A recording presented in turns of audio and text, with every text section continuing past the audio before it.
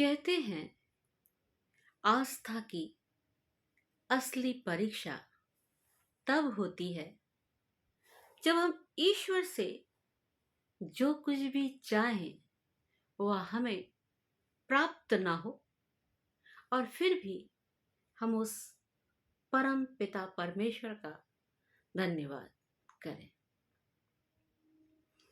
मैं पुष्पलता राय आप सभी को नमन करती हूँ।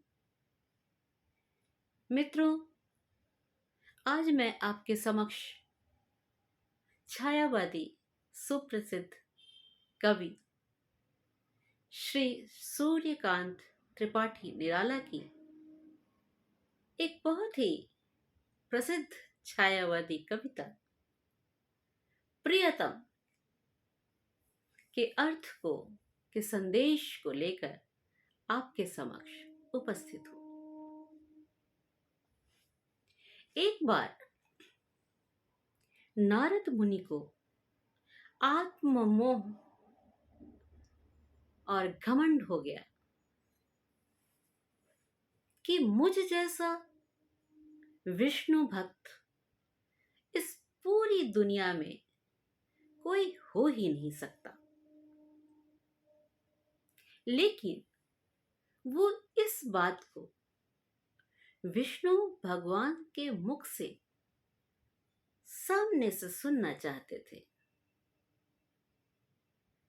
वह विष्णु भगवान के पास पहुंचे। नारायण नारायण, नमन है भगवान। हाँ वत्स, कहो क्या कहना चाहते हो, क्या कार्य है? नारद मुनि ने कहा कि प्रभु, मैं ये जानना चाहता हूं कि इस दुनिया में आपका सबसे प्रिय भक्त कौन है? विष्णु जी नारद जी के मन में छुपे हुए उस अहंकार को, उस घमंड को तुरंत भाप गए। उन्होंने कहा, अब नारद मुनि को जागृत करना, चेताना बहुत जरूरी है। तो उन्होंने कहा कि सुनना चाहते हो? नारद मुनि ने कहा, हाँ भगवान, मैं जानना चाहता हूं। स्वयं में अंदर ही अंदर बड़े बहुत प्रसन्न हो रहे थे कि विष्णु जी बोलेंगे कि अरे नारद, तुमसे बड़ा भक्त मेरा कौन हो सकता है। लेकिन उनकी आशा के विपरीत, उम्मीदों के विपरीत विष्णु भगवान ने कहा, वो धरती पर एक किसान है, वही मेरा सबसे प्यारा भक्त है, प्रियतम है वो मेरा। नारद को जैसे सांप सूंघ गया। अच्छा, मैं नहीं हूं, मन ही मन उन्होंने ऐसा सोचा।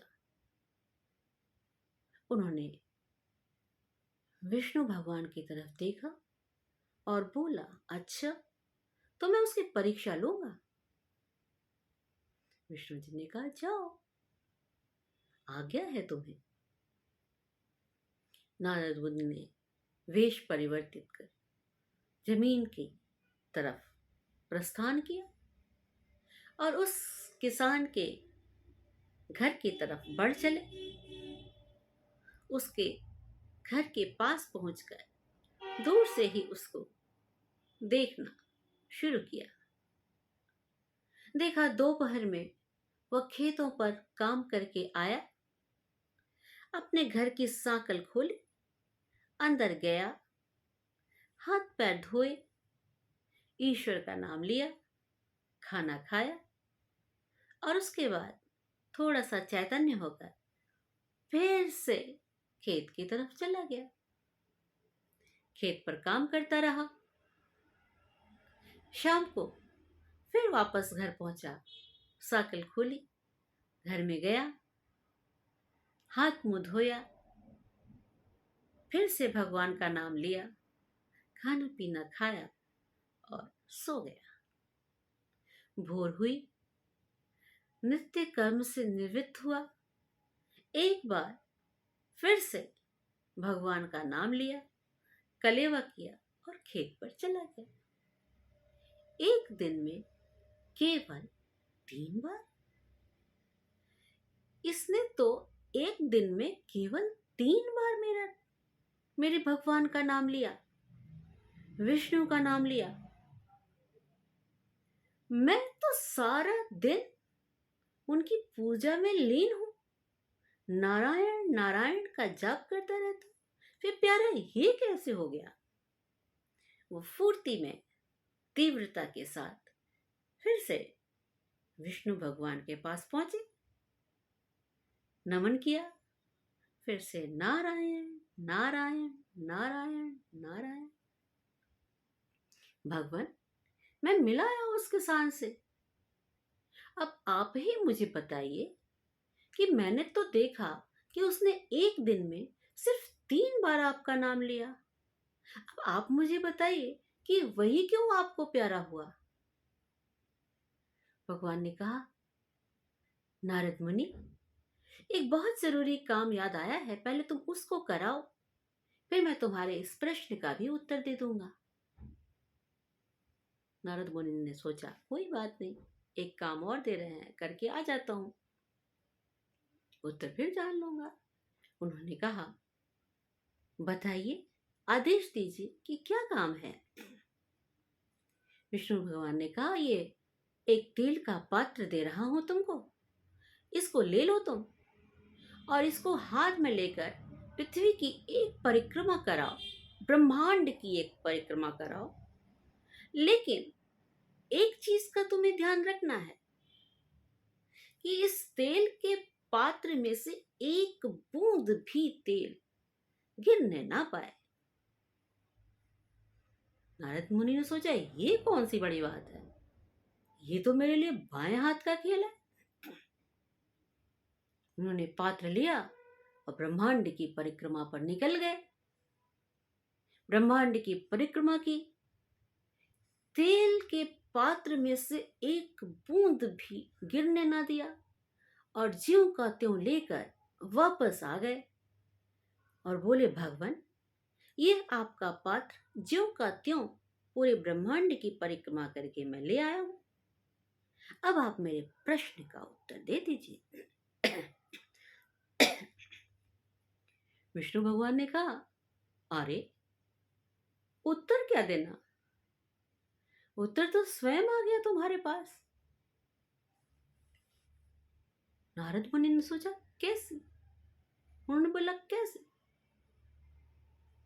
विष्णु जी ने कहा, मुझे जरा एक बात बताओ, जब ये पात्र लेकर तुम परिक्रमा कर रहे थे तो तुमने मेरा नाम कितनी बार लिया? नारद मुनि चौंके, उन्होंने कहा, कितनी बार किया? एक बार भी नहीं लिया। अरे तुम्हारा दिया हुआ काम था, उस कार्य को कर रहा था, इतना मुश्किल कि एक बूंद भी तेल गिरने ना पाए, सारा ध्यान तो उसी में लगा रहा, उस कार्य को संपन्न कर रहा था, नाम क्या लेता, कब लेता, इतना तो समय ही नहीं था।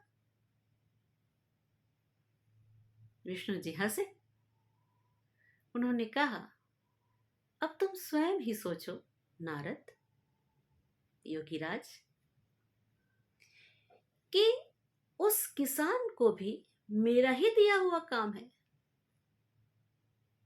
लेकिन वह अपने समस्त उत्तरदायित्वों का निर्वाह करते हुए भी दिन में 3 बार हमारा नाम ले लेता है, और मैंने तुम्हें एक काम सौंपा और उतने में ही तो हमारा नाम भूल गए। तो तुम ही बताओ, श्रेष्ठ वो है या श्रेष्ठ तुम हो? अब नारद मुनि को अपनी भूल का आभास हुआ और उन्होंने भगवान के समक्ष अपना सिर झुका लिया और अपने अहंकार को छोड़ दिया। तो क्या सीख मिलती है? कर्म ही पूजा है। सभी व्यक्तियों को जो कार्य मिले हुए हैं, जो उनका उत्तरदायित्व है, वो सब कुछ भगवान के द्वारा ही दिया गया है। तो सबसे बड़ी बात है कि यदि हम अपने उत्तरदायित्वों का निर्वाह करते हुए भी उसको याद करते हैं, तो वही उस कर्म के साथ उसको याद करना व्यक्ति की सबसे बड़ी पूजा है। हमें उसके लिए अलग से कोई साधना, कोई योग, कोई यज्ञ, कोई हवन या दिन भर उसका नाम रटते रहने की कोई आवश्यकता नहीं है।